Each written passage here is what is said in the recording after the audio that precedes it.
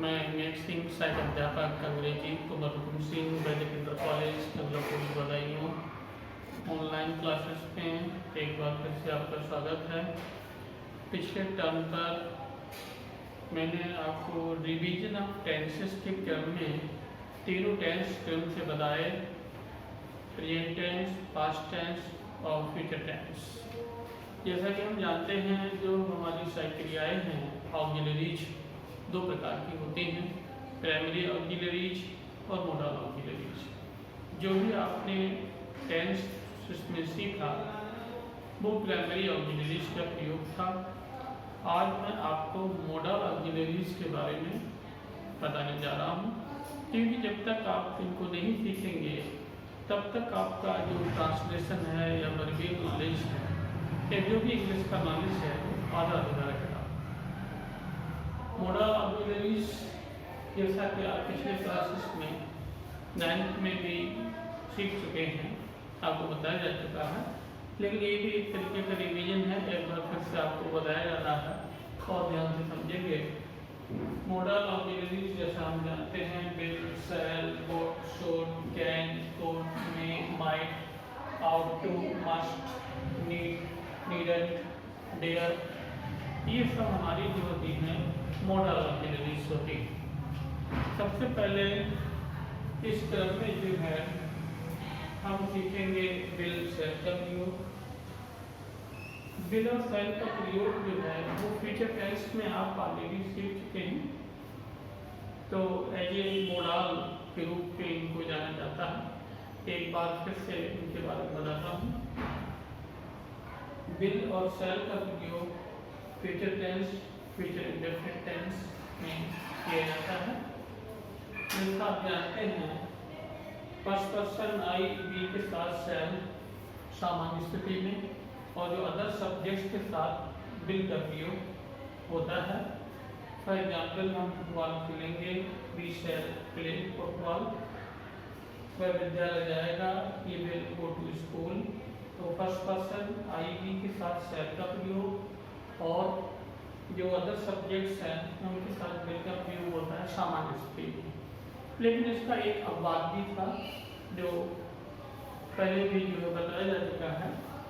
यदि सेंटेंस से धन की, इरादा, प्रतिज्ञा, निश्चितता इस तरीके का बोध होता है तो फिर रूल बदल जाता है। ऐसी स्थिति में फर्स्ट पर्सन आई और बी के साथ विल का प्रयोग होता है और जो अदर सब्जेक्ट्स हैं उनके साथ शैल का प्रयोग होता है। फॉर एग्जाम्पल, मैं आपकी सहायता अवश्य करूँगा, अवश्य लग गया तो निश्चितता हो गई, एक तरीके का वादा या प्रतिज्ञा हो गई, तो आई है हेल्प यू, आई के साथ विल का प्रयोग हुआ। वे आज यहाँ अवश्य आएंगे, तो दे शैल कम हियर टुडे। सामान्य स्थिति में देखा विल आता, अपनी भी अवश्य है, एक निश्चितता वाली बात हो गई है, इसलिए अब दे के साथ शैल का प्रयोग होगा। विल, इसके अलावा विल और शैल के कुछ अन्य प्रयोग भी हैं, वो मैं आपको अभी बताता हूँ।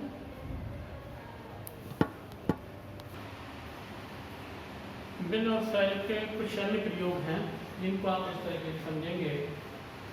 जैसे शैल का प्रयोग जो है वो इच्छा, प्रवृत्ति, किसी कार्य का सामान्य रूप से घटित होना इसको दर्शाता है। जैसे मैं कल 40 साल का हो जाऊंगा, ये एक सामान्य रूप से घटित होने वाली घटना है। ट्रांसलेट कर देंगे, आई शैल बी 40 टुमारो।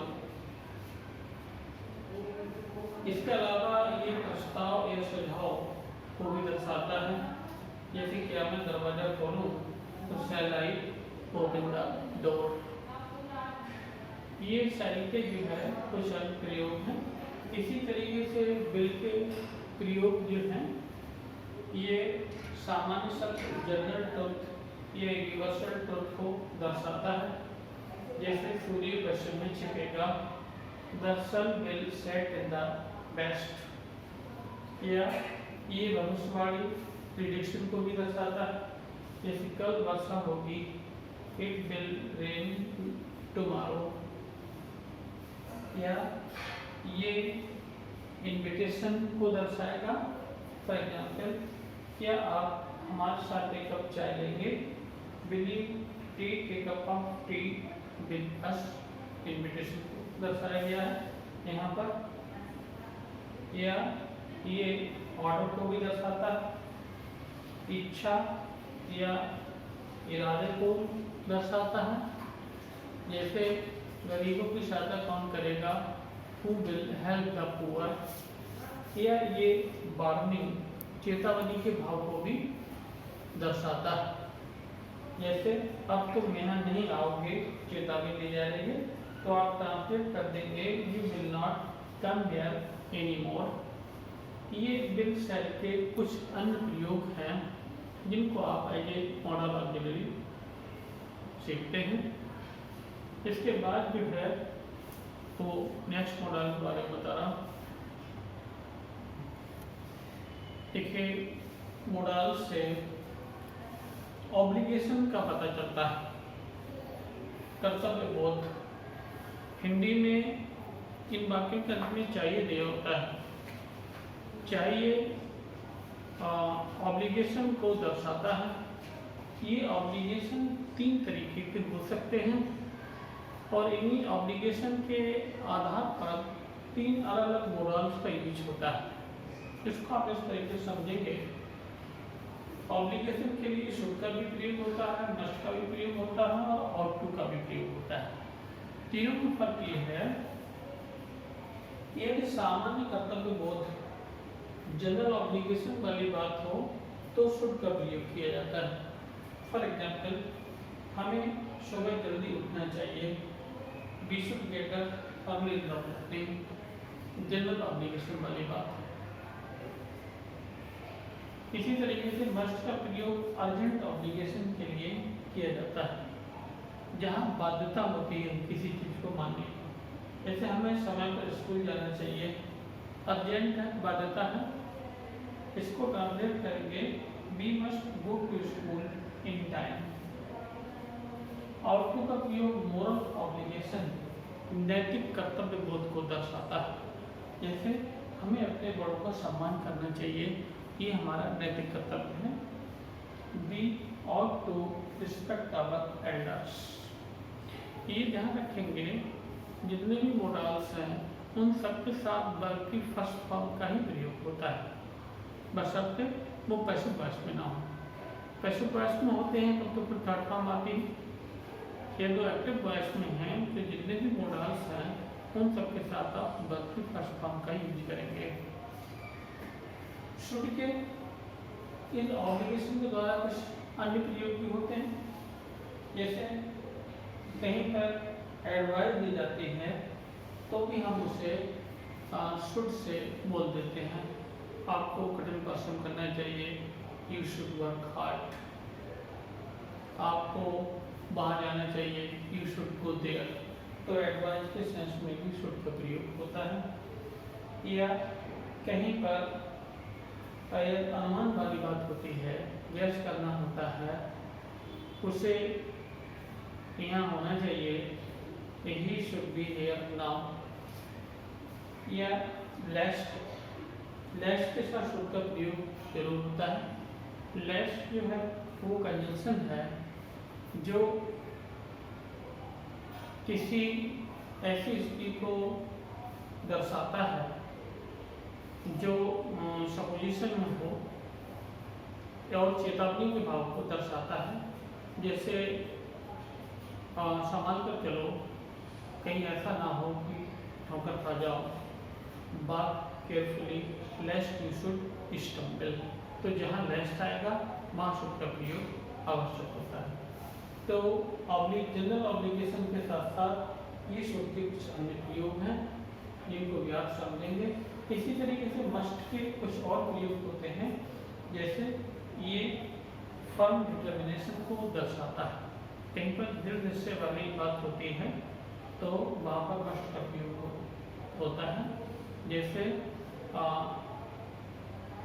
तुम्हें एक डॉक्टर होना चाहिए, you must be A doctor. यह कहीं पर एसेंशियल नीड होती है, कहीं आवश्यकता वाली बात होती है तो वहाँ पर भी मस्ट का प्रयोग होता है। जैसे आपको खाना अवश्य खाना चाहिए, यू मस्ट टेक फूड, क्योंकि ये एसेंशियल नीड आता है। ऐसे कई इंस्ट्रक्शन अगर निर्देश दिए जाते हैं तो वहाँ पर भी मस्ट का प्रयोग होता है। जैसे कोई निर्देश दिया जाता है, आपको कक्षा में नहीं बोलना चाहिए, you must not talk in the class, तो इंस्ट्रक्शन होता है तो मस्ट होता है। ऐसे प्रोहिबिशन, कहीं पर किसी चीज़ के लिए मना किया जाता है तो भी मस्ट का प्रयोग होता है। जैसे you must not copy in the examination hall. ऐसे आर्टिकल का प्रयोग जो है वो मोरल ऑब्लिगेशन के साथ साथ जो है ये अधिक संभावना को भी दर्शाता है। जैसे हमारी टीम को जीतना चाहिए, आवर टीम और टू विन, अधिक संभावना है तो आउटपुट से बोला जाता है। ये कहीं पर सोशल मैनर वाली बात आती है तो भी हम आउटपुट का ही प्रयोग करते हैं। जैसे आपको अपने बड़े भाई से इस तरीके से बात नहीं करनी चाहिए, you ought not to talk to your elder brother in such a way। तो इसको आप ऑब्लिगेशन के साथ साथ जो है वो इन प्रयोगों को आप समझेंगे जिससे आप बेहतर तरीके से ट्रांसलेट कर सकें।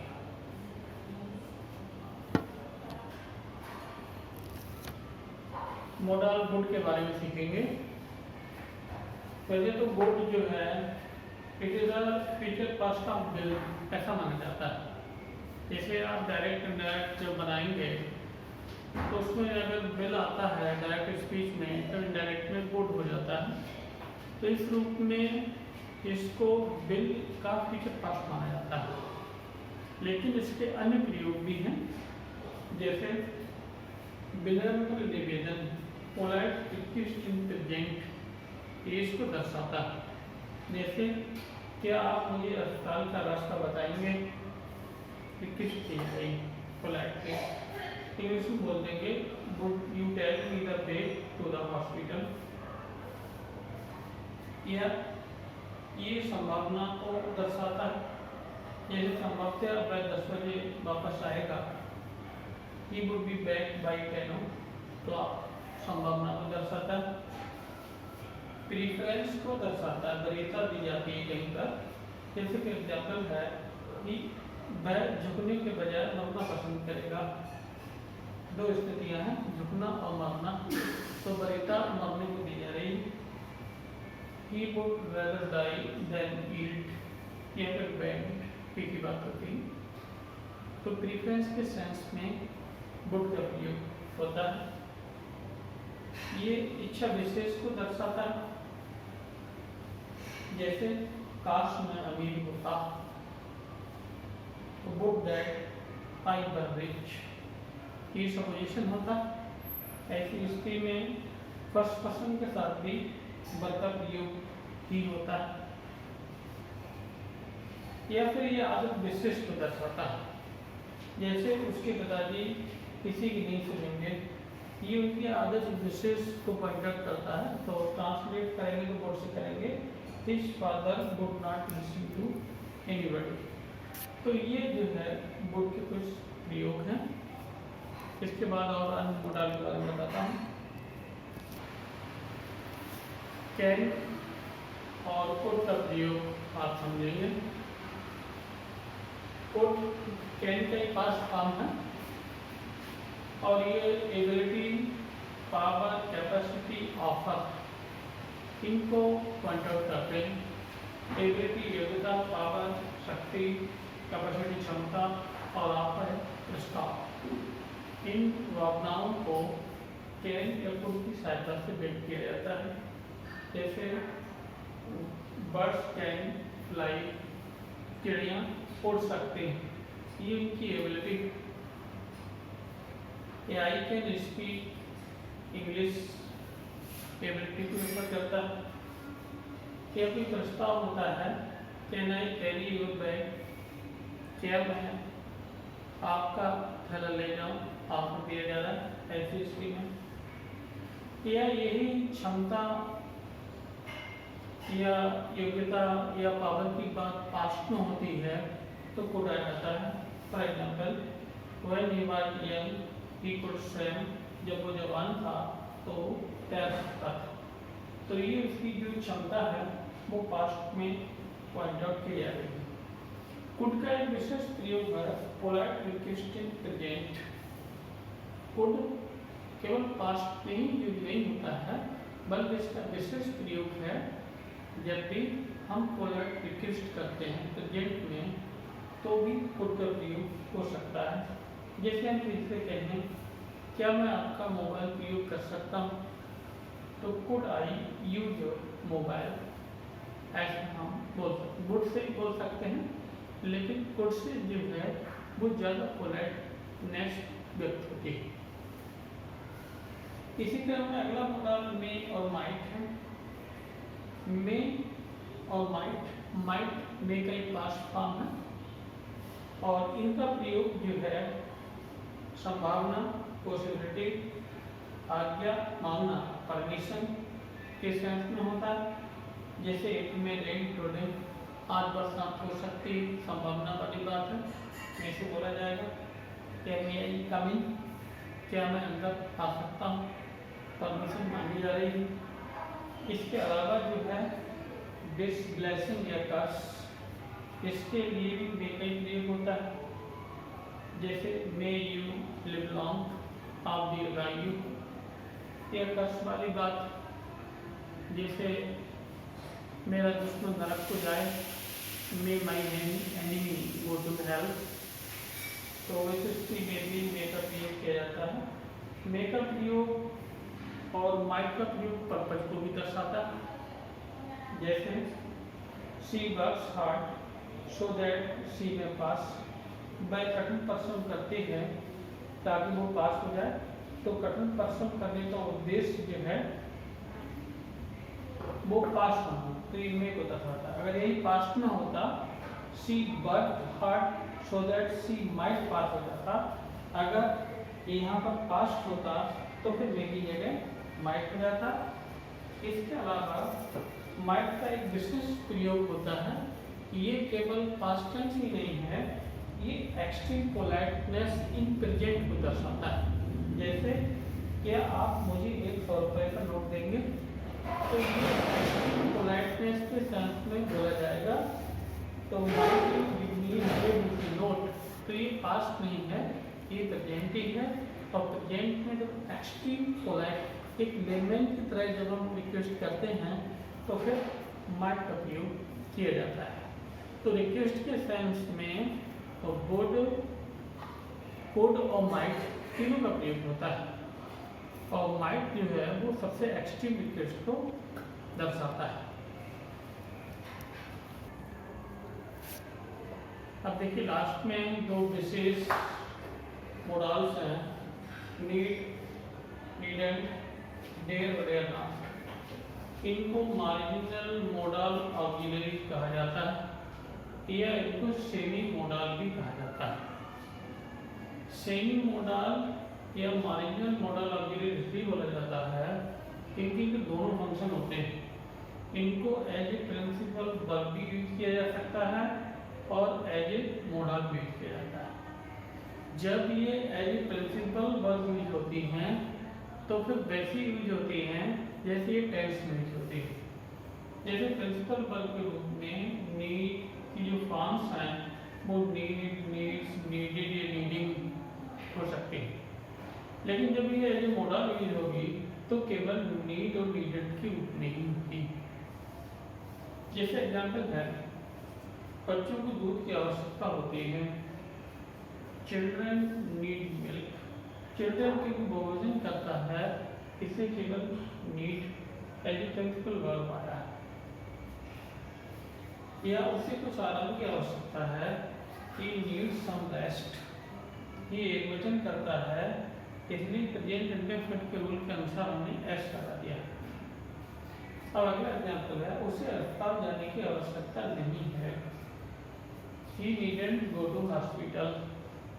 अब जो didn't है वो मोडल ऑक्सिलरी, अभी मोडल के तरह यूज होगा और इसके साथ केवल वर्ब की फर्स्ट फॉर्म ही आएगी और वेड इंफिनिटिव का यूज करते हैं। इसके पहले टू भी नहीं लगता, केवल वर्ब की फर्स्ट फॉर्म। क्या उसे पुनः आने की आवश्यकता है, तो नीड ही कम अगेन। तो नीड जो है इंट्रोगेटिव सेंटेंस में हेल्पिंग वर्ब के रूप में यस या नो में आंसर है, तो ये as an auxiliary, as a modal auxiliary ये पहले आया है। तो ये दोनों तरीके से यूज हो जाते हैं, एज ए प्रिंसिपल वर्ब और एज ए मॉडल। इसकी इनको मार्जिनल मॉडल ऑक्सिलरी कहा जाता है। मार्जिनल मार्जिन पर रहते हैं, ये कभी as a principal verb use हो जाएंगे और मॉडल के रूप में ये इनको सेमी मॉडल कहा जाता है। इसी तरीके से आपका डेयर और डेयर नॉट, इसका मतलब साहस करना या साहस न कर पाना। ये भी जैसे that he dare to decide me, that के साथ आया है तभी प्रिंसिपल वर्ब है। ही डेयर नॉट से सो, ये मॉडल ऑक्सिलरी के रूप में आया है और फिर इसका टेंस से मतलब नहीं होता है। ये अगला एग्जाम्पल है, how dare he complain, as a modal verb आया है, इसलिए हाउ के साथ किसी दूसरे हेल्पिंग वर्ब डू या डज की आवश्यकता नहीं है क्योंकि खुद ही मॉडल है। अब ये अगला एग्जाम्पल है, she did not dare to speak to me. अब ये एज ए प्रिंसिपल वर्ब आया है, इसलिए डेयर के साथ डिड नॉट देना पड़ा है। तो ये आपका नीड, डिडंट, डेयर और डेयर नॉट ये मार्जिनल मॉडल ऑक्सिलरी हैं। जरूरत के हिसाब से जो है वो आप इनको as a principal verb, as a modal की तरह यूज कर लेते हैं। ये एक जो मॉडल ऑक्सिलरीज हैं उनको आप इस तरीके से समझेंगे। जो भी एक्सरसाइज दी हुई है ट्रांसलेशन पर आधारित आपकी ग्रामर की बुक्स में, उनको आप सॉल्व करेंगे। इसके अलावा मॉडल का एक अलग से चैप्टर भी है, उसमें फिल के रूप में भी ये पूछे जाते हैं। जब तक आपको इनका प्रॉपर नॉलेज नहीं है, आपका ट्रांसलेशन, आपकी अंग्रेजी आधी अधूरी रहेगी। इसलिए इनको आप विशेष ध्यान से समझेंगे और इनका प्रैक्टिस करेंगे।